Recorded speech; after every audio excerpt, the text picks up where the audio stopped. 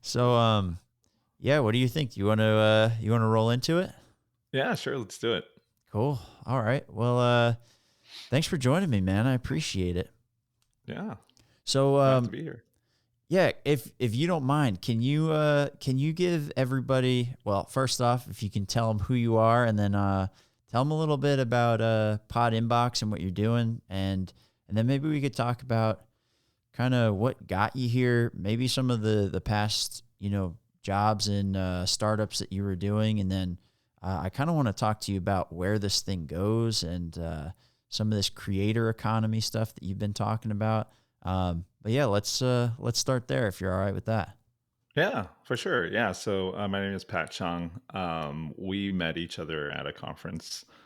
What is it? About a month ago now. I feel Yeah. like it's getting close.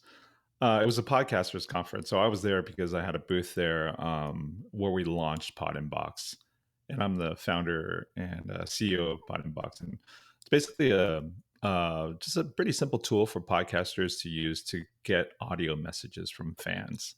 So it's a online platform. We just make it really easy for fans to go to a website that the podcaster sets up a page, and the fan could just click a button to leave an audio message. And it's like a very social thing. So it's not just like voicemail. It's kind of like we're kind of, I guess, trying to destroy voicemail on some level. Voicemail is very kind of one to one. It's very private. So this is just more social, where you could, I guess, not view other messages, but listen to other messages and kind of upvote them and so on and so forth. Yeah. Yeah, it's pretty cool. I've had a couple of my friends leave some voicemails on there. The first one that ever got left on mine was a message from my friend Bill to my dad, saying that he should get a medal for not murdering me and my brother because we're unbearable. So yeah, if you want to see some of this stuff in action, um, yeah, podinbox.com/chine on. Check it out. Nice. Nice. I love it. I'm gonna have to check that out. You haven't even shared it with me yet. I know. I'll check it out. I know. Um, so on this stuff, I mean, how did you come up with this idea, and what made you kind of start pursuing it as a company? Sure. So it kind of, I guess, just to take a little step back, I guess you could call me a serial entrepreneur now. I had another startup, a tech startup that I had before, ran it for about 6 years, and it was in a totally different industry. It was in healthcare. And that was it was a great company, love the people, but healthcare is just really hard. It's and To be totally frank, I'm not sure if I have a huge passion for healthcare. One of the two other co-founders I have were both doctors. One was a former plastic surgeon, and one's an anesthesiologist. And I'm just a designer.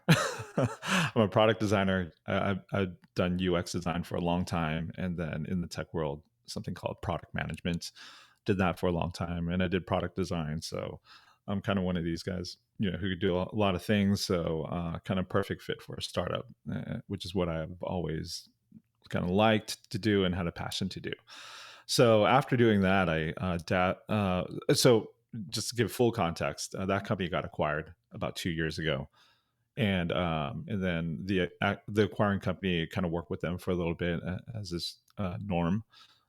Worked with them for about 9 months, and I think during that time, what a lot of founders do is, they kind of go through this time where they really try to decide if they want to kind of stay with the company that acquired you, or maybe kind of go do their own thing. And a lot of entrepreneurs kind of do their own thing. So that's something I was thinking about. And in thinking about it, one of the big things I was thinking about was, what am I passionate about? So podcast, was on the short list of one of those things. And there's kind of a long story there too, because Sure. I didn't just go straight into podcast. I actually spent about a year kind of maybe building this other startup before Podinbox, and I do have a passion for that as well. But before totally going in and launching that, I just did one more thought exercise. really, Pat, what am I really passionate about? And that's how I kind of found this idea around Podinbox. So what was the answer to that question? But also, what was the startup that you were, or the idea that you were playing around with before you ended up going with this route? Sure. That idea also, I still think it's a good idea. And, we built a lot of technology around it, and it's not really shut down yet either. Um, it's, uh, it's in real estate. So it was a tool for real estate agents. Um, and it's just a simple tool. It's in this industry called MarTech, marketing technology. So it's just a way for real estate agents to build a website, put all their listings on there, capture leads, email, send emails to those leads, and do some email automation and all that kind of stuff. So super useful. It's actually a very powerful piece of technology for real estate agents. Yeah, it still lives today. Um, but when I was thinking, y- you know, what do I want to do for the next 5 years of my life? Uh, it could be that, and on some level, it could still be that. I want to be involved in some way in that project still. But what do I want to do day in and day out? Be a founder of, be a CEO of. And that's when I thought, really thought, what industry do I really like? What industry is kind of like a growing industry? And I'm a huge sort of believer in podcasts.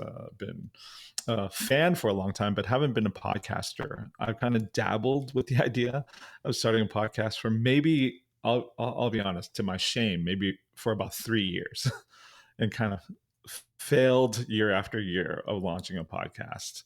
But still, during those years, I kind of considered myself like an early adopter of being a listener, but just never being a podcaster. But in that journey of like trying to start a podcast a couple times, uh, basically just fell in love with the medium even more.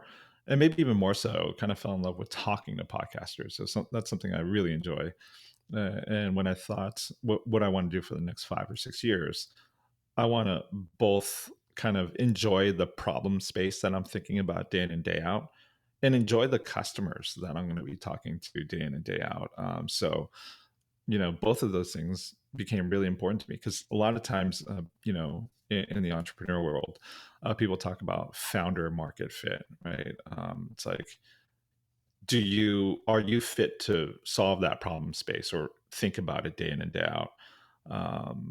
Yeah, I think real estate, I'm fit to think about that problem a lot, but do I want to sort of really be like a thought leader or talk to podcast like real estate agents every day? Not sure if that answer is yes. Yep. But when I talk to podcasters, every time I talk to podcasters, almost like a you know conversation that I get like rejuvenated by, and I get a lot out of it. So the answer to that was, yeah, resounding yes. I do love talking to podcasters. I think I could do this for a long time, for you know 5-10 years, and still have it feel like it's like the first day. That's what I'm hoping, at least. Yeah. What is it called? Founder Fit? Yeah, founder market fit. Have you heard of that? No, but that, as soon as you said it, it resonated right away, because I had the same thing with the last company I was at. It was aircraft maintenance tracking Mm-hmm. software company, and I am not a aircraft technician. I have never been an aircraft technician, and it was my family's company, but it sold last July, and I stayed on for about 10 months, Mm-hmm. um, asking myself the same thing. Okay, I have a daughter on the way.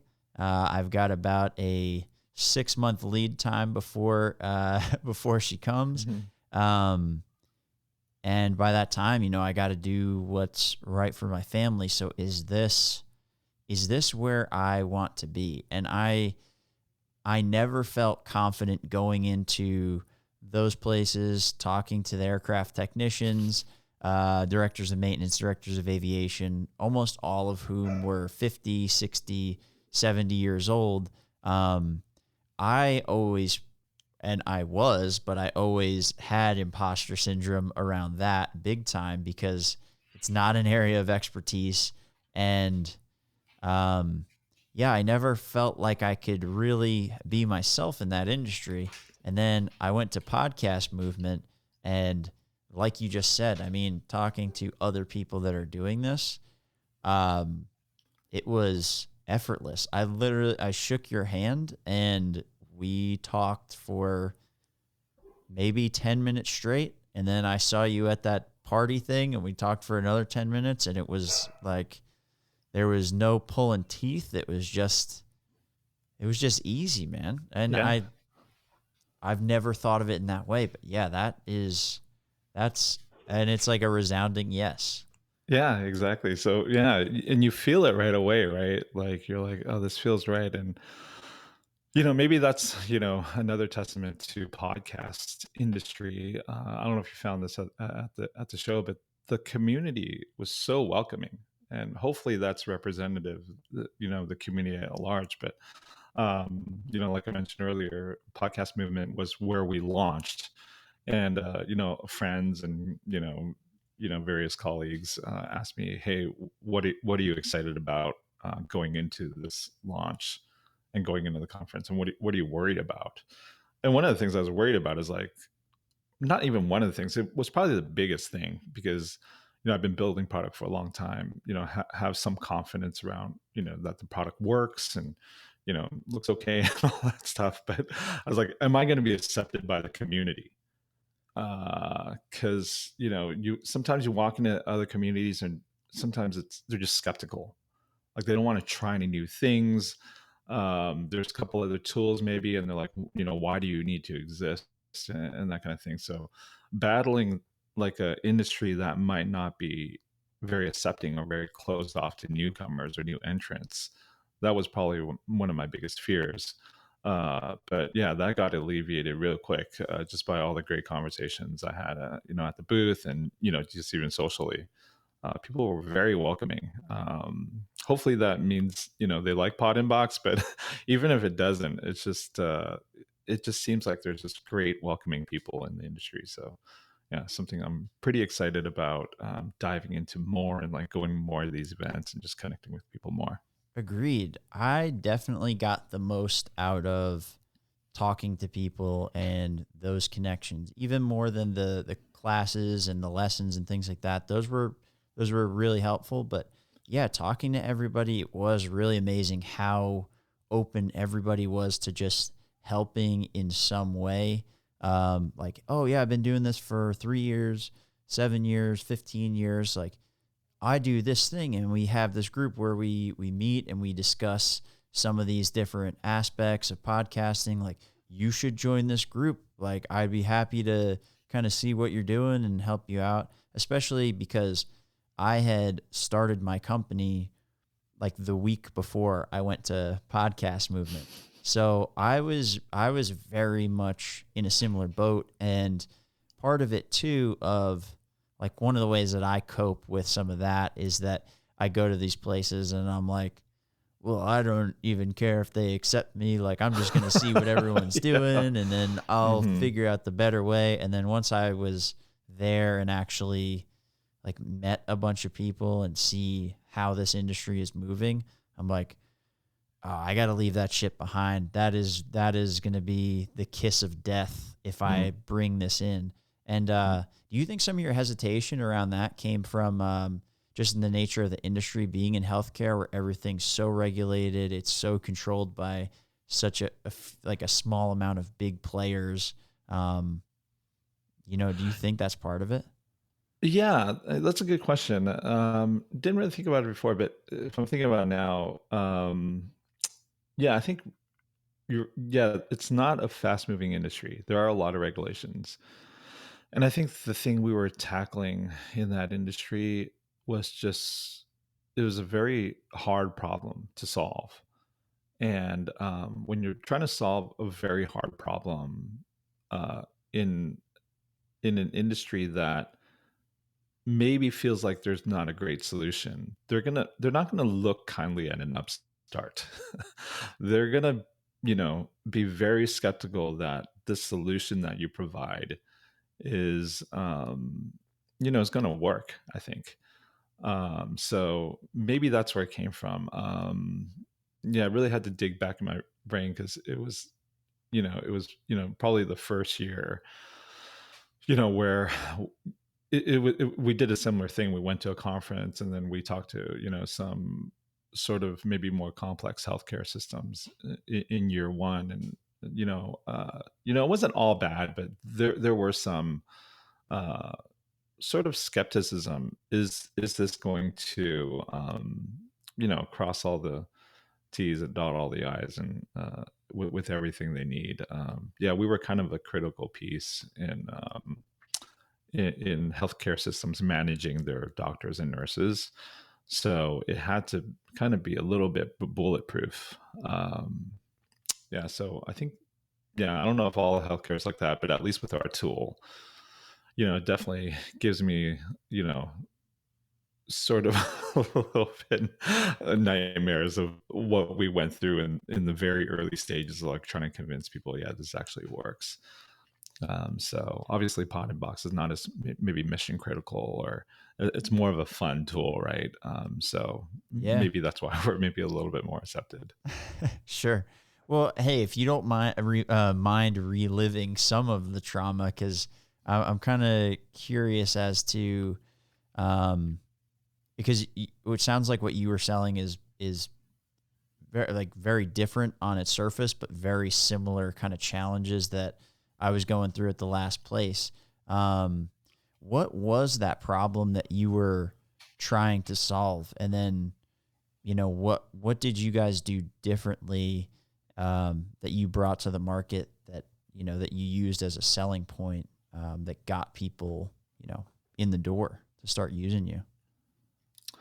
Sure. So maybe not to get too much in the weeds, but just the elevator pitch for that problem, or the company is called Silver Sheet. And basically, healthcare systems or any kind of healthcare facility, when they hire doctors or when they use doctors and nurses, they have to do what's called credential these healthcare providers. Credentialing meaning, um, is this person qualified to work here? So when you're kind of dealing with like the qualifications and the credentials of doctors and nurses, or any kind of healthcare provider for that matter, it's very strict, right? They have to, check off a huge checklist of things that they've done to really qualify this provider.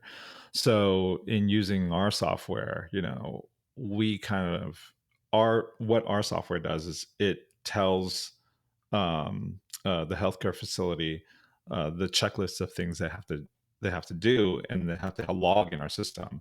And at the end, they're either kind of green or red to work. And if any of those credentials expire, we kind of have to bubble that up and kind of let them, hey, this provider really can't work right now anymore because things have expired, or they haven't um, submitted some of these forms or whatnot. So in that sense, yeah, it's kind of high risk type thing. Like we really can't mess up too much, Yeah. or else if like a provider is like providing some kind of healthcare service and something goes wrong with the patient, then if they look back at our software was wrong, then something uh, that complication or that bug, or whatever went wrong with our system could really cost a lot of money. But if you solve it for them, that was where the big opportunity is, right? Like it could save them a lot of money, or it could save them a lot of time doing all this kind of tedious credentialing work.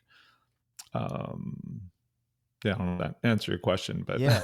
Yeah. that's the nature of what we did. Got it. Okay. So where were some of those big challenges that you ran into in that first year? You said it was kind of like a nightmare dealing with that. Did it come from, just the nature of going to these like large organizations, and all of a sudden you have like scope creep in terms of the products, like features and functionalities and security measures and all that? Or where were some of those real headaches that came from that?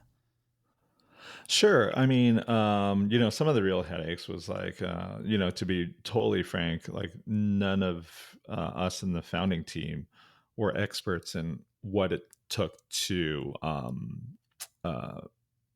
do the credentialing. So we had to become experts. So that's one of the first things we had to do. So we had to learn a ton about the industry and become subject matter experts ourselves, even as we're getting people onto our board who were already experts. As a product designer, that's kind of my job to kind of learn everything in their head and then create a technology around it, right? Yeah. So, and when the thing, like we always said, the thing that we were trying to, there were other software solutions, but the thing we were trying to really sort of disrupt were all these filing cabinets that every facility had, because most were still on paper. There's just kind of distrust a little bit of software systems. So a lot of, mainly this small to medium sized healthcare facilities still were running on paper. So, um, yeah, so kind of distilling like a very manual process into something tech enabled. That was a huge challenge, because it really took a lot of understanding what they're trying to do, what the regulations are, and then making up a system to solve it. And maybe it was good because, like I said, there were some other software competitors. And earlier said, you asked what kind of differentiated us. It was maybe that maybe we had a different point of view of the world, of how this problem solved, is because we didn't come from that world. Like we Hmm. didn't have years of credentialing experience that led us to create something that totally mimicked paper. We were kind of able to see it from fresh eyes and saying, wait, what are they trying to achieve? All they're trying to achieve is like, doing the workflow of making sure this person is who they say they are. There's all these different sources that we could kind of uh, query to confirm that they are that, and then giving them a workflow to kind of manage that on a yearly basis. Like it, we started looking probably a little bit different than the competitors in ease of use and all that stuff. Dude, it's crazy. I didn't know this backstory, but the same exact challenges that you were going through there, I was going through at the last company that I was at. So we were the definitely not the incumbent. Generally, with maintenance tracking, it is very paper based, and it does a lot come from a fear of being out of compliance with the FAA Mm-hmm. regulations, because if you mess any of that up and there's an issue with the aircraft and, like, God forbid something happens, those technicians can go to jail for, like, you know, like endangering people's lives Mm-hmm. if the records are faulty and something happens. So, yeah, it was really going in, trying to learn their processes, and yeah, I guess tech enabled would be the right way to look at it. Of, I know you guys do it this way, but here's where your paper process is bottlenecking here, here, here, and here. And if you just use this tool, it's actually a single workflow through the problem, and then it deposits in all the places that you Mm-hmm. need it to, that you used to have to print and sign Mm-hmm. and go from there. Yeah, so I You can empathize. Yeah, definitely empathize, man. that's funny. Yeah, yeah. Yeah, I mean, they're important systems, but when your brain is thinking about these very heavy problems for like 6 years, wow, it's kind of stressful actually. It kind of takes a toll on you. Yeah, Yeah, very little room for error. very little room for error, and also especially on the sales side and even the marketing side too, and really product development, is you also have very little room for error, because you get that kind of one shot to get the conversation going with that person, to get, the system possibly implemented. It's going to be a big change for them internally. So you really got to, you got to nail some of this stuff right on the Mhm. first try, you know? Yeah, exactly.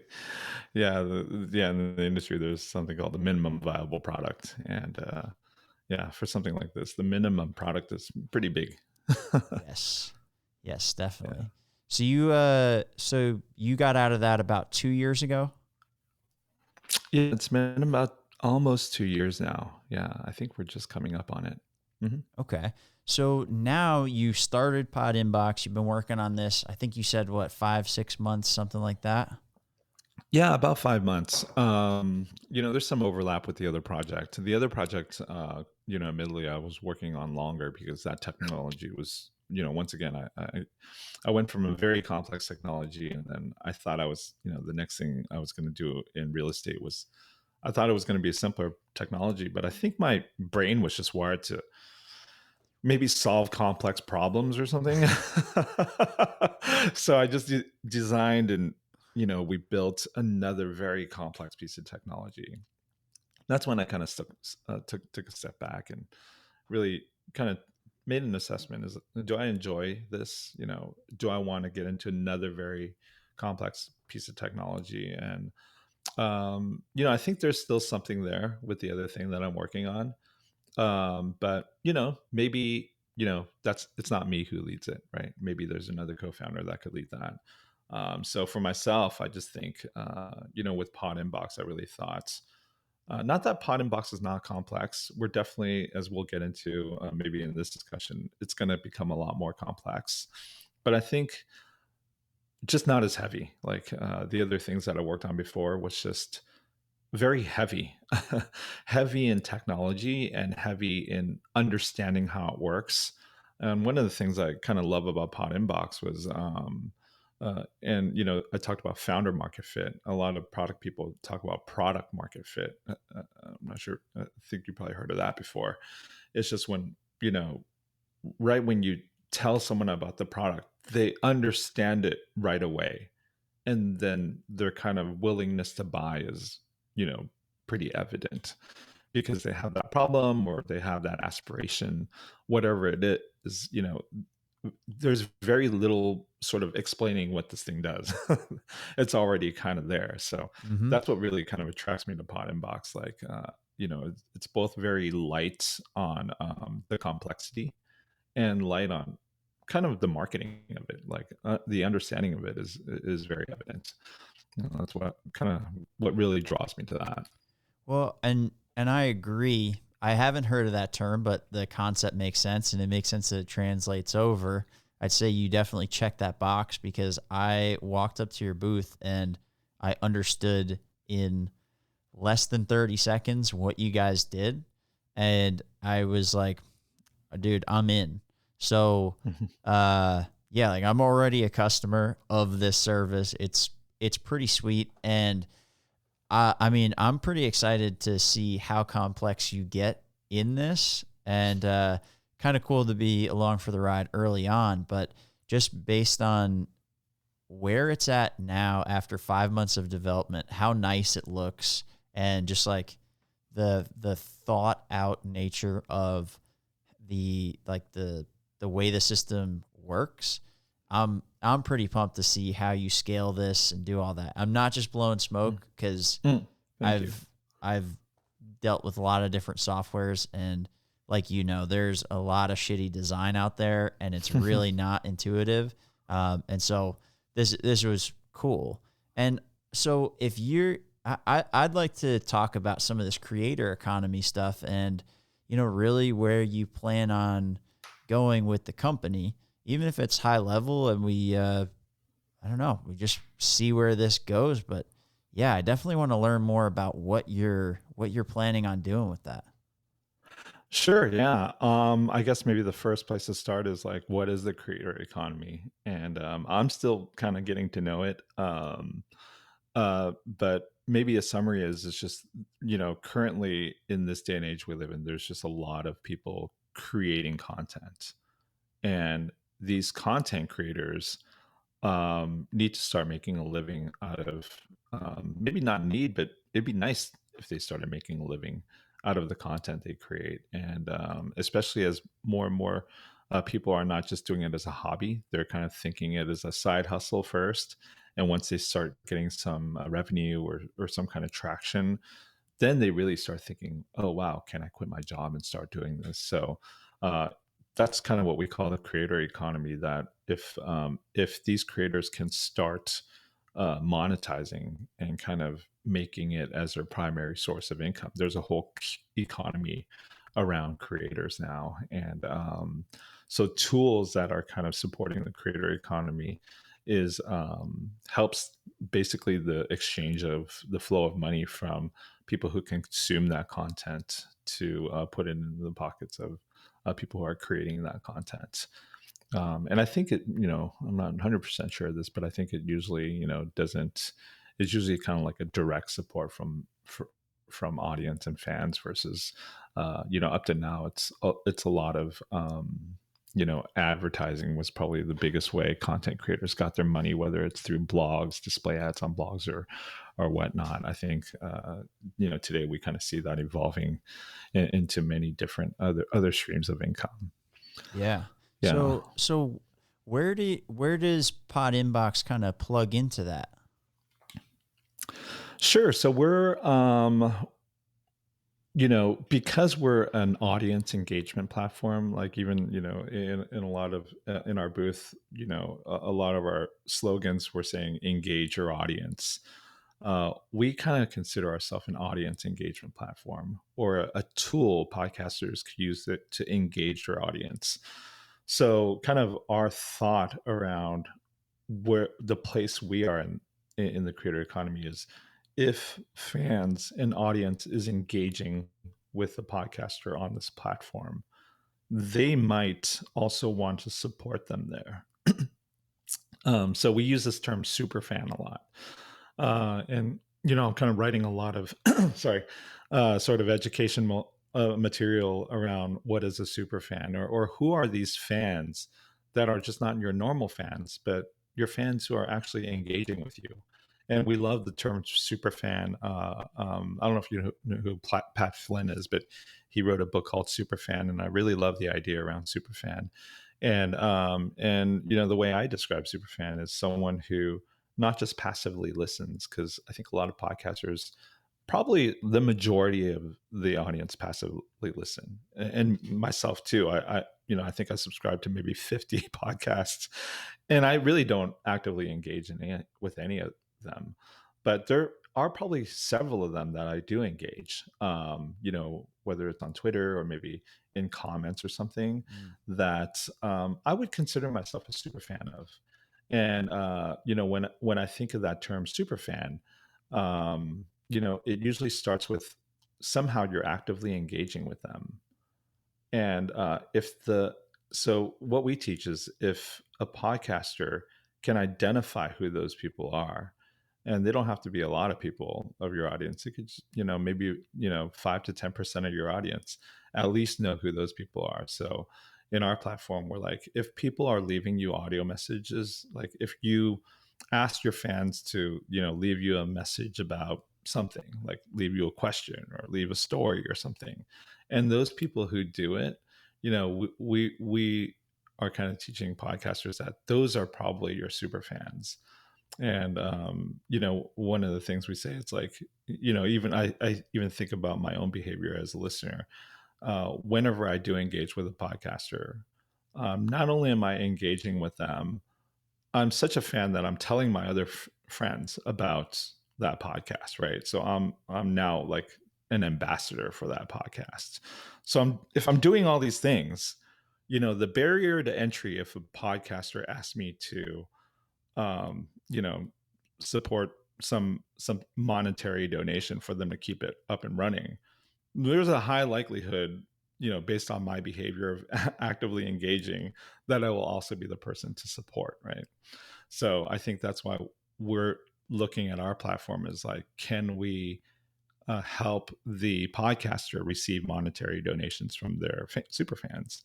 It's kind of like the perfect platform to do it, because they're already taking action of doing something.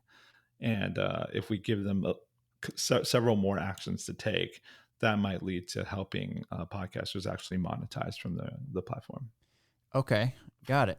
Yeah, so it's starting off by making it a place where people can engage and Mhm. be active. And part of podcasting, I think, too, that is interesting more than any other form of this kind of communication, especially depending on the type of podcast, is that for the podcast that I listen to, I kind of feel like I know that person. Like if Mhm. I was to meet them, I would really have to um, maybe like pump the brakes a little bit because it would be like, Mhm. hey, I'm not a stalker.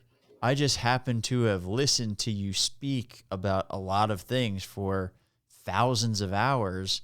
And so, you know, I feel like it's one of those few mediums where you wouldn't really feel weird about reaching out to somebody and leaving a comment and, you know, kind of hoping to get a response back. Like I would never do that for somebody that's in like movies or something like that, or Mhm. even, you know, really famous musicians. You don't really think of it that way, but Mhm. um, yeah, it's kind of interesting and it's pretty cool. And I'm hoping that I can kind of build an audience that's using Pod Inbox like to get some of that feedback because it's you can download the files. I can play that on the show. So if people want to use it like traditional voicemail, that's cool. But even my friend that left me that message saying that my dad should have like killed my brother and I when we were younger, Mhm. like my other friends went and listened to it, and in our group Right. chat they were like,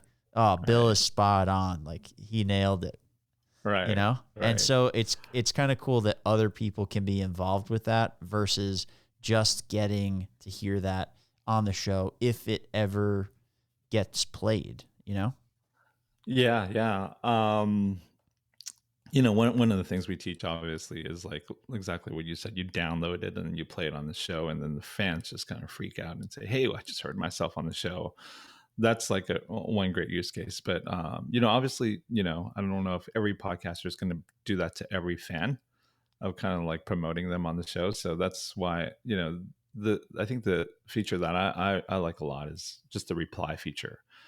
I getting a so in our software on the platform, we let if a fan leaves a message, you could reply with a message too. So something that we teach a lot is if you reply, like you said, like you wouldn't really, a lot of people feel a little bit sheepish or shy, maybe like tweeting at a movie star or something like that. But for a podcaster, it seems like there's like a lot of opportunity for audience to engage with them. Maybe they're just like, a little bit less, because they're in your ear every day. You just kind of think you could talk back with them, right? So we think this behavior will be, fairly, low barrier to entry. But if you actually heard back, even if you don't hear, your audio clip on the show, if you hear back from the podcaster, it almost feels like, yeah, at that point you do have a relationship with them. So we're kind of excited to see how that plays out. If a lot of podcasters will kind of reply. Yeah. Yeah, I hope so. I think the cool part about it too is it is a change in the like putting yourself out there aspect of it because I created a pod inbox with my show name on it. It's like I'm looking for that interaction. So it does kind of create Hmm.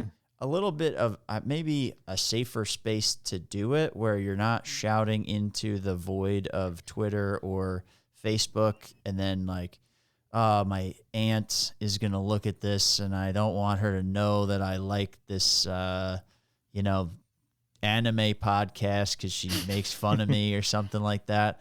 But I'll go talk to that person directly because this is, you know, this is who I am. This is kind of the community that I like to be a part of. And you can meet other people that way. I don't know. Mhm. It's maybe like a lowering of inhibition. You just got Mhm. to make sure Mhm. you guys don't get started regulating by the what is it, ATF, alcohol, tobacco, and firearms. Oh, yeah.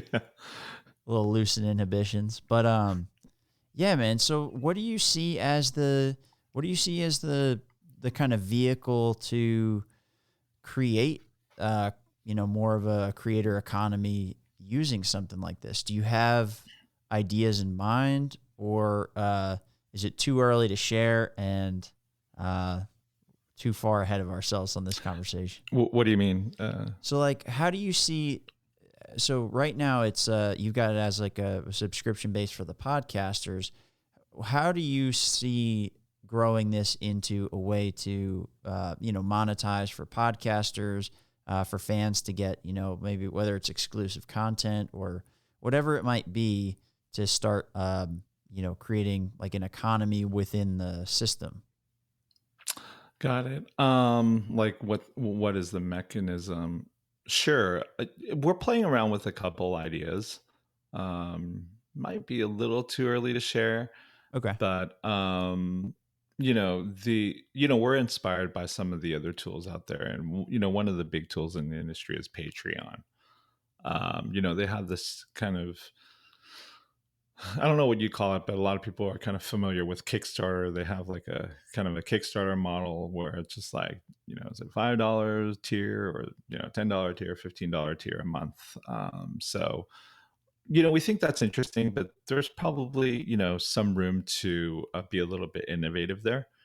I think we kind of look, we're interviewing people who use Patreon and kind of maybe some of their pain points. And Patreon was kind of built for, you know, a really broad audience, right? Like maybe they're a blogger, or maybe they're an author, or maybe they're just a musician or a t-shirt creator. It's just any type of creator. But I think because we're really focused in on the podcaster, we could kind of maybe tailor the experience a little bit to them. So maybe that's how we could be a little bit innovative. But yeah, we're looking at their system where podcasters can either receive like one-time donations or supports to this kind of recurring support too. So I mean, a lot of it is going to be talking to podcasters and seeing how they want to receive money, because um and at the end of the day, we just might do a bunch of things. Sure. A bunch of different things. But I think I could say, like, we are kind of, we think about this term value for value a lot. Have you heard other podcasters talk about this? Yep. Yeah, I think it's kind of a trending term in the podcast industry, value for value. And I like to kind of even expound on that term a little bit more by saying give value, get value. So I think on our pages, we're kind of thinking of this concept of super fan a lot, and that when you do become a super fan, maybe the podcaster in terms of maybe promotes you a little bit too, right? Whether it's on the page or whether it's on the podcast, that when you do, give value, maybe it's monetary value, then maybe you're getting some value from the podcaster back. So, yeah, I'm a I am a big believer in, like, when you create sort of product features or product, that it kind of really ties into who your users are. My biggest background as a user experience designer. I was user experience designer for way longer than I care to admit, but I think about the users quite deeply, and kind of their unique needs.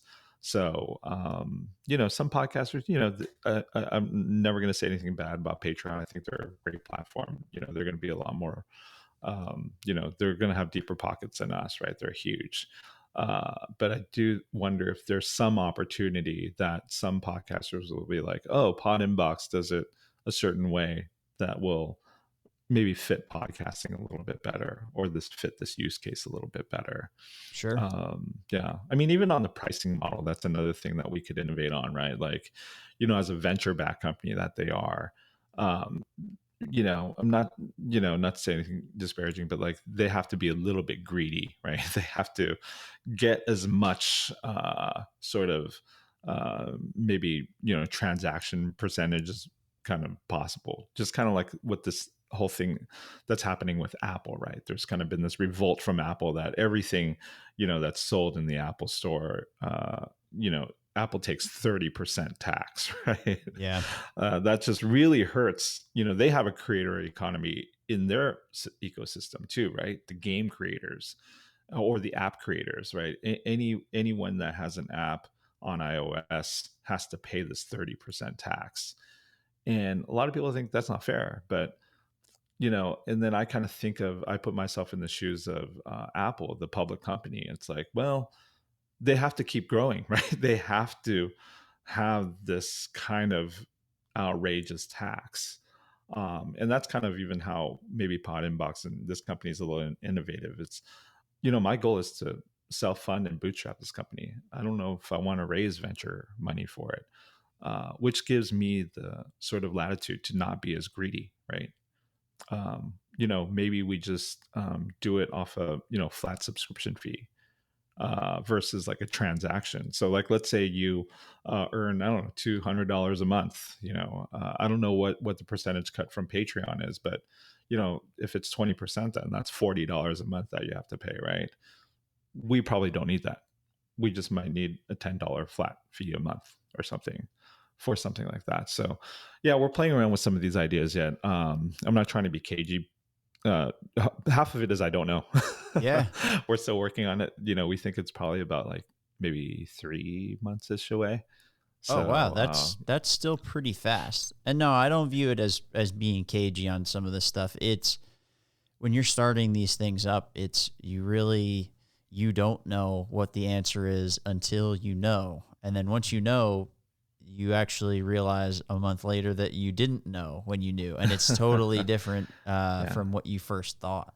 yeah. So yeah, it keeps rolling and growing. But yeah, I guess I'll announce this publicly. If you need any beta testers for any of that stuff, reach out. I'm more than happy to help with that, and help wherever I can on that front. I would love that. I'll probably take you up on that. Yeah, we're definitely going to need someone to test some of these new features. That rollout is going to be a big one because that will put us in this other industry. Yeah, the creator economy industry, and we want to have a pretty good launch for that too. Like we kind of see that as a launch in itself because then even with the current product, we're somewhat of a platform, but that one, is sort of another type of platform. We could be put in another category of things, which is really exciting for us. And to your point, we are building really fast. I almost kind of say 3 months. That's kind of a conservative number, actually. I think we might get into it even sooner, just with our experience level of building products. We build pretty fast, but we want to make sure we really button down how it works. We have the documentation. We have a good user experience for doing it. So that's why I want to pad in a little bit more time and just like getting sort of the messaging right and making sure we tell people in the right way and kind of support them in the right way too. But to your point, it's like you never know. We'll probably put out something and we're going to learn a lot. We're going to learn why it doesn't work, why people hate it, and the thing about me is I don't have too much of an ego. If people hate it, then we're going to change it. We're going to figure out how it's going to work best for the community. Yeah, just taking that feedback and then incorporating it and just moving ahead. I mean, it's kind of what you're trying to do for podcasters as well. So it's cool that you guys plan to roll out that same mindset in terms of growing the company. Mm-hmm. But I guess as we kind of wrap this up, I kind of want to say, dude, you should definitely do a podcast. Like you should try this again. I know that you've got one that you're planning on doing, but I'm throwing down the gauntlet on this episode. You should definitely do it, man. I appreciate that encouragement. Yeah. I mean, I could talk about it a little bit. Yeah, hell yeah. I don't know if your audience are podcasters, but before the conference. So one of the common things from podcasters do, I don't know if you're doing this too, but they say release a trailer because that's the podcast you use to just kind of get accepted, on all the directories. So yeah, I released a trailer for a podcast that I'm calling Podcast Growth Hacks. That's the one you're referring to. And it's only got 1 2-minute episode of me just introducing what it is. So yeah, I'll take that gauntlet because yeah, releasing a trailer is probably the easiest thing you could do. Then comes the hard work of actually what you're doing is doing interviews of that's what I plan to do. And yeah, it's scary because it's a lot of work. It's, you know, as a listener, it doesn't seem like it's a lot of work, but it's a lot of work to put these things together. So trying to figure out how I'm going to fit that into my life so it's repeatable because yeah, you know, like you, I just want to make sure I could tell you're very systematic about it. You know, I want to be like that, right? I want to make sure I have that system down before I kind of, you know, tell the world this is going to happen a little bit. So, And if it makes thanks. you feel better, this systematic approach is I'm literally learning new pieces of the system and incorporating them within like 5 minutes of learning about them, and it's a little controlled chaos, but you just keep moving forward. That's great. I mean, I want to keep you in my small group of friends who are kind of doing it at the same time. Like, I think you're a couple steps ahead of me, but I always love having people who are like just like one or two steps ahead of me, so I could kind of learn and kind of have that accountability. So, Hell yeah, would love. dude. I can't wait. Yeah, to see where you bring this to. Are you? Is this gonna? Are you planning to do a weekly? I'm probably gonna do it more than that Wow. at this pace with just these episodes I'm recording. I'm at about one a day, at least one every business work day.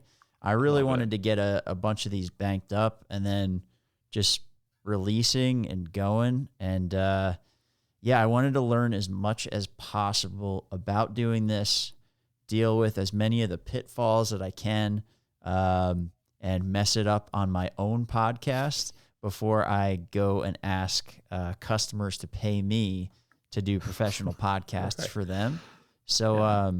yeah, it's been great, man. It's a huge learning experience, but the cool part is, it's rapidly expanding and evolving just at this pace because I'm just talking to people that I never knew I would talk to or thought I Mhm. would, and having gone to podcast movement, meeting you, meeting a bunch of other people that were from there. I talked. I went on Sierra's show um, late Nice. last week. Gonna do another guy's show. They're gonna come on here. So really, just like Nice. talking to as many people as possible, and like we were saying before the call. I mean, the amount of shit that I'm learning just by having these conversations, I never would have known the ins and outs of seasteading, like building, like living cities on the ocean. Like that's cool as shit. And Yeah. just that by proxy of doing this, people are kind of willing to talk to you. And I'm just hoping that when I put this out there, it can do a couple things, like for the guests that come on, that it can kind of shed some light on what people are doing, promote your businesses, your shows, things like that. But also, hopefully for the listeners, it's, hey, like people are doing it all different kinds of ways. There's not one correct way of like even just fundamentally living your life. And Mhm. if, like I can talk to you, you've done all these, different jobs, started up multiple companies, like that may be exactly what like a 26-year-old product designer needs to hear, because they're like, Mhm. oh, this guy's like further along in the journey and he was able to turn it into this. Let me not hate my Mhm. life as much. Let me not like Mhm. blame everything on my boss. Let me Mhm. just take a step back and like, oh, I have a longer runway than I thought I had, or there are Mhm. other options out there than I thought, you know, that were even present, that were invisible to me before I listened to this. So that's what I'm hoping that this can do. Man, And that's then super cool. I Yeah. get to get some of these dumb ideas off my mind too. So that's That's super cool. Well, I mean, you seem like a natural, like quite honestly. It's like yeah, have a calm demeanor, really curious. I think that's going to go a long way. sweet. Thanks, man. I appreciate it. You're Well, welcome. yeah, if you need a guest on your show, let me know. I will definitely come on. And since it's podcast growth hacks, I might just be able to tell all your listeners just 30 things to not do. And that might be the most use I can give to them. But hey, whatever. If I can help, I'll help. I will definitely reach out. Yeah. 'Cause, yeah, I think I might have told you one of the things on the show is like, we really want to hear from real life podcasters. There's like a lot of kind of gurus out there with like their game plans, but we really want to just hear from people who, and even if they have like 50 people in their audience, like how did you even get there? Right. Yeah, dude. I'm There's like, someone who started at zero. yeah, They're like, going to learn. yeah, I got these 50 people and I'm doing this and this. And I'm sitting there like,